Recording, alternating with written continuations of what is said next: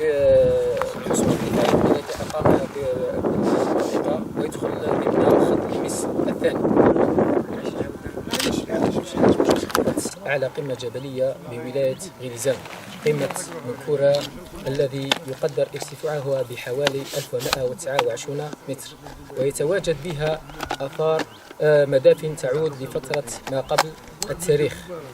ويندرج هذا القصر ويرجح تاريخ إنشاء هذا القصر إلى أواخر القرن الثالث للميلاد في عهد الإمبراطور سيتابيوس الدفاعي الليمس الثاني، بعد أن استحصى عليهم إخضاع قبيلة مكناسة، وتعتبر قبيلة مكناسة من بين القبائل المشكلة بمملكة ورسنيس المورية المناهضة للاحتلال الروماني. فيما يخص هذا المعلم الأثري بني على شكل صليب من 4 اتجاهات،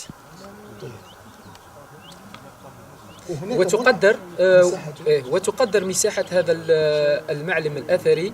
القاعدة الرئيسية مساحتها 690 متر، أما المساحة الكلية تقدر بحوالي 3000 متر مربع. الأهالي الذين سكنوا أو قطنوا هذا القصر، هل حددت صفاتهم أم هو قصر إليه؟ نعم، مسالك وعرة، لذلك قلل من الزيارة للباحثين والعلماء التزام بعدد كبير من المعالم التاريخية وكذلك المعالم الأثرية، خاصة منطقة الورش الجزر اللي تلي على هذه الولاية، فعددها كبير جدا مادي يجب أن نحافظ عليه. لماذا؟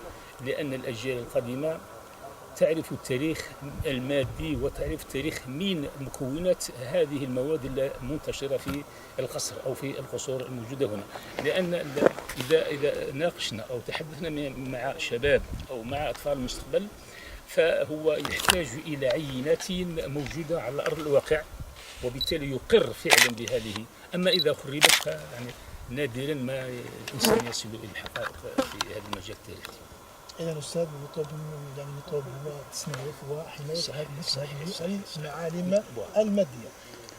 بالنسبة للمعالم هذه المادية أو الأثرية هذه الموجودة في هذه المنطقة، في الحقيقة هناك جهات معينة مع المتطوعين والجمعيات قاموا بتنظيف هذه المعالم وكذلك رصد أو رفع القياسات.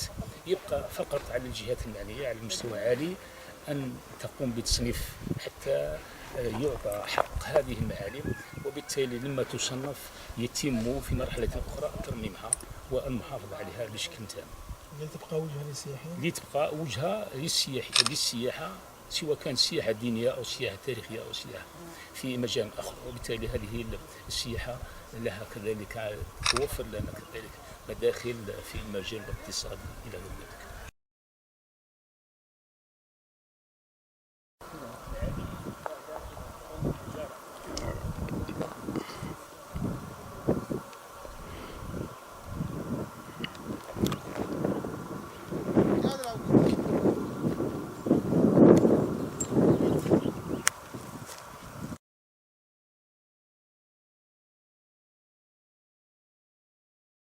غرف الحمام حسب هذه التقنية هي تقنية البناء، هي تقنية البناء بالأجر، وذلك للحفاظ على المياه كي تكون ساخنة.